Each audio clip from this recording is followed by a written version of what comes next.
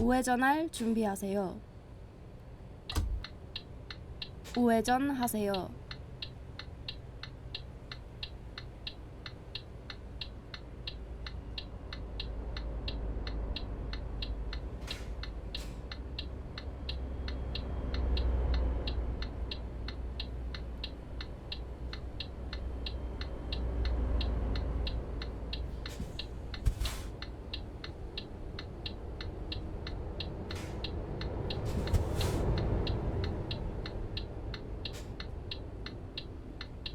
우회전할 준비하세요. 우회전하세요.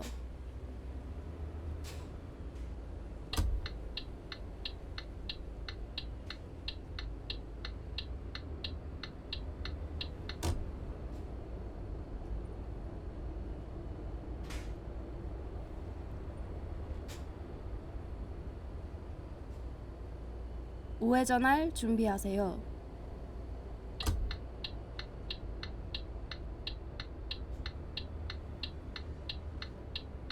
우회전하세요.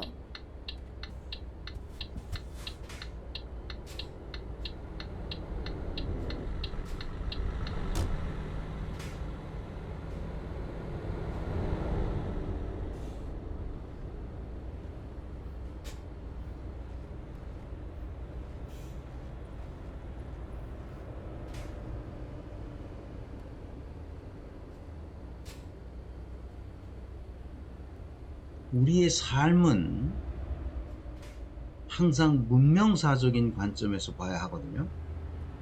그 인사조직론 차원에서는 언제나 인간의 존엄성을 존중하고 보호하는 방향으로 나아가도록 해야 한단 말이죠. 그건 가정도 기업도 국가도 초국가 조직이 어디 있다면 그런 것도 다 이제 문명사적인 첨단을 향하여 가야 하거든요. 그것이 많은 고통을 겪으면서도 우리가 인류가 발견해낸 방향이란 말이에요. 우리보다 앞서간 나라들이 이미 그것을 발견하고 그렇게 하니까 주의, 제한 속도를 경영학자 유의하세요. 입장에서도 조직의 생산성과 창의성이 높아진단 말입니다. 놀랍잖아요. 그러니까 어떻게 해야 되겠습니까? 우리 인간의 존엄성을 존중하고 보호하는 방향으로 나가도록 해야 되잖아요. 이 방향에 서 있으면 옳은 것이고 이 방향에서 어긋나면 틀린 겁니다. 그러니까 옳은 것과 틀린 것을 우리가 잘 구분해서 옳은 방향으로 가야 된다. 오른쪽 차선 유지 후에 어떻게 하면 다시 그렇게 할 것인가? 우회전하세요. 그게 이제 문제인 거죠. 그래서 그 문명사를 제가 우회전하세요. 그렇게 강조하는 이유는 바로 그것 때문입니다. 지금 우리가 어디까지 왔는지 인류가, 그래서 우리는 어디로 향해서 가고 있는지 그거를 생각해야 한단 말이죠. 그러니까 올바른 지식이나 세계관이라는 거는 제한 속도를 어떤 유의하세요. 특정한 지식이나 특정한 세계관이 옳다, 이게 정답이다, 이렇게 말하려는 게 아니에요. 국가와 민족이라는 소위 상상의 공동체도 나중에 한번 우리가 리뷰해 보겠습니다만, 어떤 사상적 문화적 기반이 있어야 하는지를 말해주는 거예요. 인류가 왼쪽 차선을 어떤 유지하세요. 사상적 문화적 기반에 서 있을 때 높은 생산성과 창의성을 발휘하게 되느냐 하는 겁니다. 이제 독일은 그것을 지속 가능성이라는 하나의 카테고리로 묶어서 조직 설계의 원칙으로도 만들었죠. 지속 가능성. 조직은 지속 가능성이 있어야 된다. 두 가지예요. 하나는 한 개인의 지속 가능성, 인간의 지속 가능성도 있고, 그 인간을 둘러싼 환경 조건의 지속 가능성. 이것이 3대 원칙 중에 하나죠. 하나는 자주성. 제가 자립, 오른쪽 차선 유지 후에 자치 할 다시 때 그 자주성입니다. 우회전하세요. Personal sovereignty. 그 자주성. 우회전하세요. 그거를 어떤 조직을 설계할 때는 그 자주성을 갖도록 해야 된단 말이죠. 오른쪽 차선 유지 후에 다시 국가도 오른쪽으로 마찬가지죠. 나가세요. 자기 자주성을 버리고, 그러니까 오른쪽으로 주권을 버린 거예요. 나가세요. 주권을. 지금 윤석열이 이게 도저히 용납할 수가 없는 거예요. 이게 국가의 주권을 내다버리고 무슨 짓을 하냔 말이지. 주의, 제한 속도를 유의하세요. 그래서 자주, 자립, 자치 이 세 가지 가치가 뭐예요 이게? 협동조합이잖아요. 협동조합. 스위스가 협동조합 국가라니까. 국가 이름에 협동조합이라고 써있어. 국가의 공식 명칭이 슈바이처리시 아이트게노센샤프트라고 써있어요. 게노센샤프트라는 게 협동조합이라는 뜻이거든. 아이트라는 게 서로 약속하고 언약을 맺고 다시는 우리 변하지 말자 하는 이런 거란 말이야. 이런 거. 이게 아이트거든. 내가 서약한다는 뜻이에요. 그 아이트게노센샤프트. 게노센샤프트로 우리가 협동조합으로 우리가 같이 왼쪽 묵자. 차선 유지 후에 이런 뜻이잖아. 다시 그걸 연방이라고 좌회전하세요. 해요. 연방으로. 그래서 26개 국가가 조그만 국가들이 있어. 좌회전하세요. 스위스에 26개의 국가가 연방으로 모여있기 때문에 스위스 연방공화국이라고.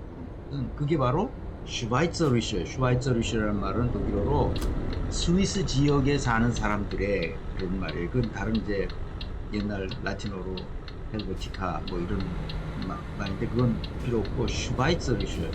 그러니까 스위스 지역에 사는 사람들의 협동조합을 하자고 약속한 국가다. 그런 뜻이야. 그러니까 그게 왼쪽 차선 유지 후에 자주, 다시 좌회전하세요. 자립, 자치 이게 핵심이거든 스위스는. 그래서 어디에도 기대지 않아요. 나는 이번에 좌회전하세요. 윤석열이 하는 행태를 보고 너무 충격적이었어요. 근데 그거를 비판하지 않아. 메이저 언론에서는 너무 한심하잖아 이게. 그래서 오른쪽 어쩔 수 없이 차선 유지 오늘은 후에 다시 우회전하세요. 제가 이 강의를 해야 되겠다 이렇게 생각을 했죠. 우회전하세요. 그래서 지식과 세계관, 어떤 특정한 지식, 어떤 특정한 세계관을 말하는 게 아니라 올바른 방향에 서 있어야 된다는 거예요.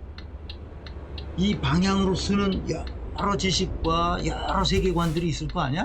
그거를 우리는 추구해야 된단 말이에요. 다양한 세계관, 다양한 지식이 있지만 퇴행하는 세계관, 퇴행하는 지식을 가지고 있으면 안 되지. 거꾸로 가면 안 되잖아. 시계가 거꾸로 돌면 그거 어떻게 되겠어 이게. 오늘 그 얘기를 좀 하려고 합니다. 나는 그래서 우리 대한민국이 지금 역사적 변곡점에 서 있다는 거예요. 변곡점이라는 건 뭐예요? 앞으로 어디로 갈지 몰라. 변곡점이라는 게 뭡니까? 이렇게 들어갔다 이 꼭대기 점에 있는 거잖아. 이게 수평으로 직진하세요. 돼 있어서 이 접점이 수평으로 딱 돼 있어서 위로 올라갈지 아니면 밑으로 떨어질지 모르는 그런 상황이라면 이 변곡점에 우리가 서 있다. 역사적 변곡점에 서 있어요. 우리가 식민지에 한번 떨어진 적이 있잖아요. 이제 다시는 그런 식민지에 떨어지면 안 되잖아요. 근데 우리가 식민지가 될래요 이러고 있다 이런. 주의, 아이고. 제한 속도를 유의하세요. 그래서 윤석열의 이 미국 방문 성과는 하나도 없고 오히려 한국 경제는 초강대국 미국에 의해 거의 모든 것이 다 털려버렸어요. 내가 꼭 이 얘기를 자세하게 하려고 하는 건 아니에요. 이건 뭐 언론에 다 나왔으니까. 두 번째는 국제관계 또한 글로벌 호국으로 추락했어요. 다 무시합니다 이제. 어느 나라가 한국을 자주 독립국가라고 생각하겠습니까? 이 판국에.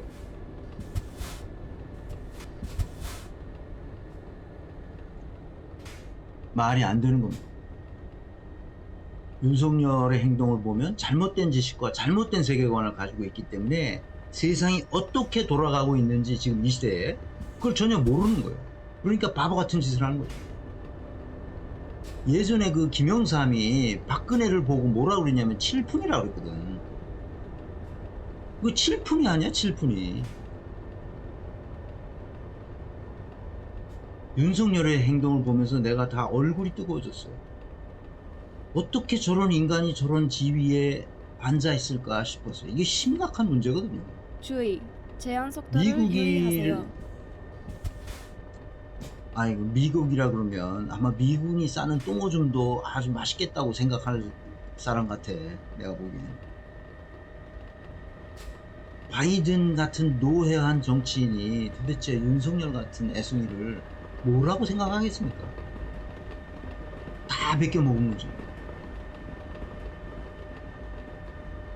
우리 다시는 이런 일이 없도록 해야 되고 이제부터는 독립운동을 하는 수밖에 없다. 나는 그렇게 생각했어요. 80년대인가요? 80년대죠? 80년대 노태우 시절, 김영삼 시절 이런 때 뭐 대학들이 우후죽순으로 막 생겨났잖아요. 그때 뭐 대학 정원이 막 뭐요 풍선 불어나듯이 늘어났어요. 그러니까 뭐 대학 진학률이 뭐 70%니 80%니 뭐 이렇게 막 올라갔단 말이에요. 80년대일 거야 아마. 그 노태우 때, 김영삼 때도 좀 그랬고. 이때 미국 물만 먹으면 누구나 대학 교수가 되던 때가 있었어요. 아니 대학 교수가 돼서는 안 되는 사람도 그냥 갑자기 정원이 확 늘어나니까 다 대학을 간다고 그러고, 그러니까 대학이 큰 비즈니스가 됐어요. 그러니까 시골에 막 대학들 쓰고 뭐 이랬단 말이죠. 그러니 뭐 이름도 모르는, 시골에 이름도 모르는 대학이 아직도 얼마나 많아요. 생각해봐요. 가서 미국 물만 먹으면 이상하게 무슨 콜게이트 대학인가? 또 무슨 슬립버리 무슨 대학, 뭐, 아니 이상한, 미국은 얼마나 대학이 많아. 그거 이상한 대학들, 말도 안 되는 졸업장 주는 대학들. 그런데 나온 사람은 다 대학 교수가 되고 그랬단 말이에요, 그때 당시. 서울에 있는 대학들 경영학과 교수들만 봐요. 여기 메이저 대학들에, 서울에 있는 대학들 경영학과 교수들 보면요, 99%가 다 미국에서 공부한 사람들. 이게 뭔가 이상하지 않습니까? 독일 대학은 미국에서 학위 받은 것을 별로 쳐주지 않아요. 내가 독일에서 공부했기 때문에 이 얘기를 하는 게 아니에요. 실제로 그 자연과학은 뭐 그 미국에서 해나 독일에서나 자연과학은 똑같아요. 그러니까 그거는 뭐 어디서 공부했냐가 중요한 게 아니라 논문으로 뭘 써냈냐, 성과가 뭐냐, 이게 명확하게 드러나잖아요. 전 세계적으로 똑같이. 그렇지만 정신학문이라고 그러죠. Geisteswissenschaften. 그러니까 정신과학, 그러니까 인문학과 사회과학 이런 쪽에서는 미국에서 공부한 걸 쳐주지 않습니다. 그래서 그 독일 대학 교수들이나 스위스도 마찬가지예요. 대학 교수들 다 봐요. 미국에서 공부한 사람 거의 없어요. 대부분 다 독일 대학에서 그 학문을 닦습니다. 그리고 교수 자격 논문을 쓰고, 그래서 그 과정을 다 거쳐서 교수가 되죠. 독일은 대학에 그냥 임명제, 요즘은 조금 바뀌었다 그래요.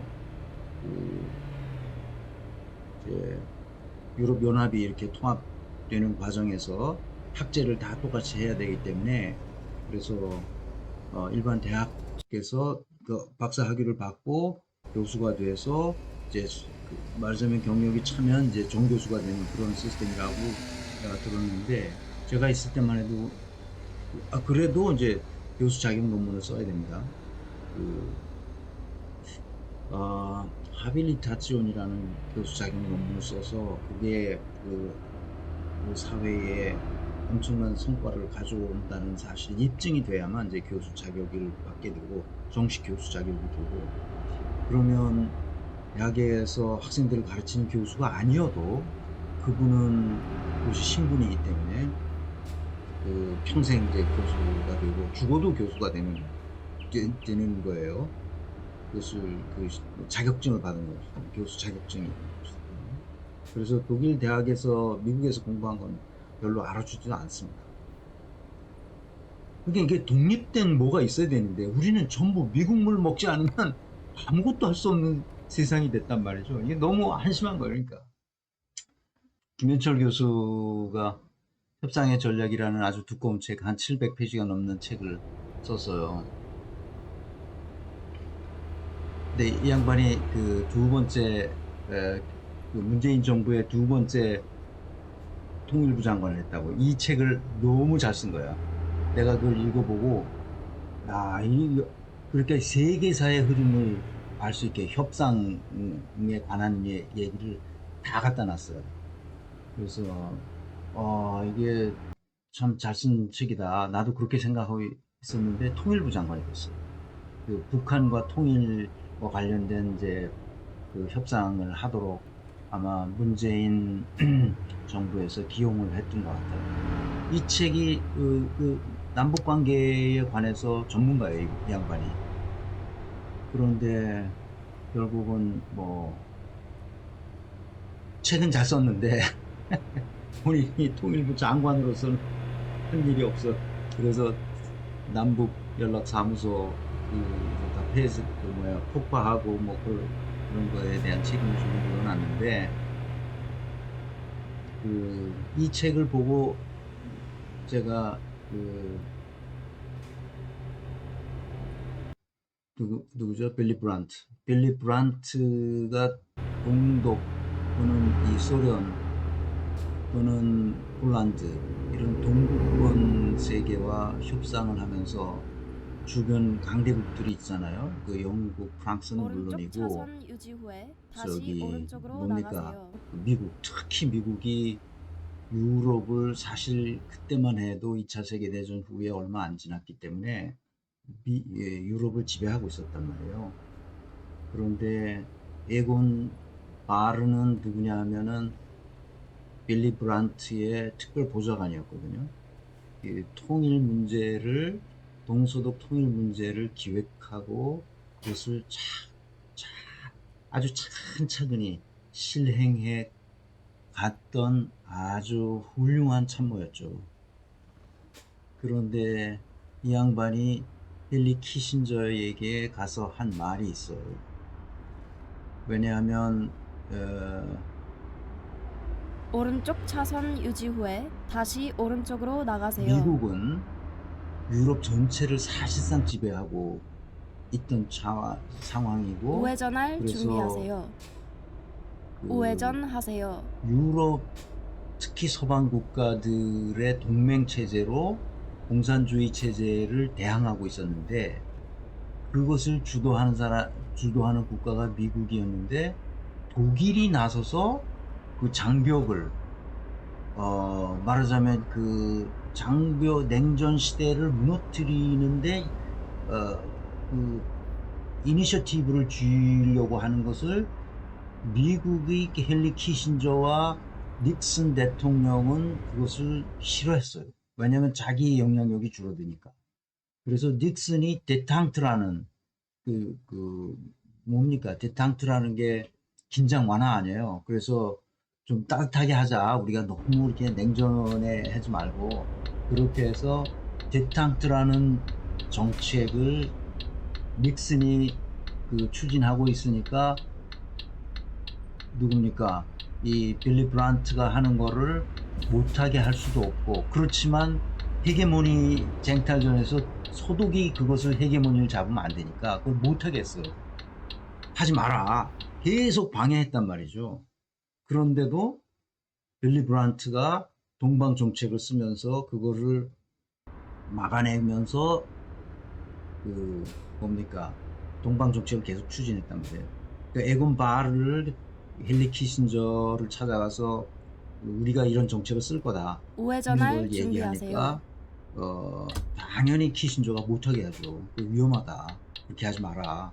이렇게 하니까 에곤 바르가 뭐라 그러냐. 나는 당신에게 조언을 우회전하세요. 구하기 위해서가 아니라 통보하러 온 거예요. 우리는 반드시 성공할 겁니다. 이렇게 했단 말이죠. 그때 사실 60년대까지만 해도 미국의 도움이 없이는 여기서 소독이 종료합니다. 살아갈 수 있을까 하던 때였단 말이에요.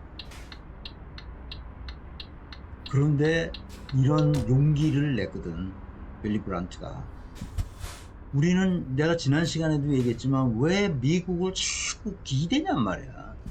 우리 민족끼리 우리가 한다는데 우리가 그냥 하면 돼. 이 윤석열이 하는 걸 보면 너무 정말 이 빌리 브란트가 그냥 하지 말라고 그러는 거를 미국에서 하지 말라는 걸 그냥 했다니까. 가서 무릎 꿇은 거야. 그래서 그 아주 유명한 말이 있어요. 인간의 말로서 표현할 수 없을 때 할 수 있는 행동을 했을 뿐이다. 이 무릎을 꿇어도 자기도 모르게 무릎을 꿇었다는 거야. 나중에 이 기자들이 물었을 거 아니야. 당신이 왜 무릎을 꿇었냐 했더니 인간의 말로서 표현할 수 없을 때 할 수 있는 행동을 했을 뿐이다.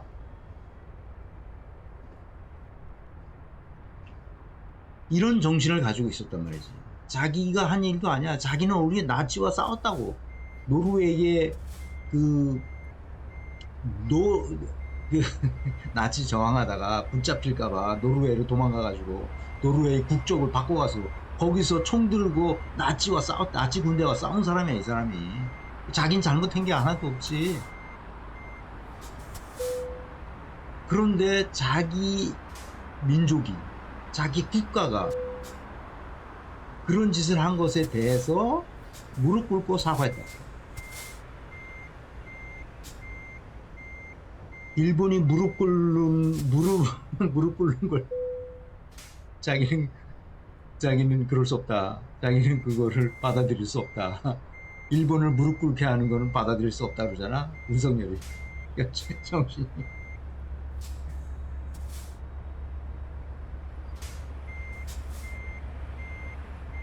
그 다음에 뭐라고 말하느냐. 이게 아주 중요한 말이에요. 이게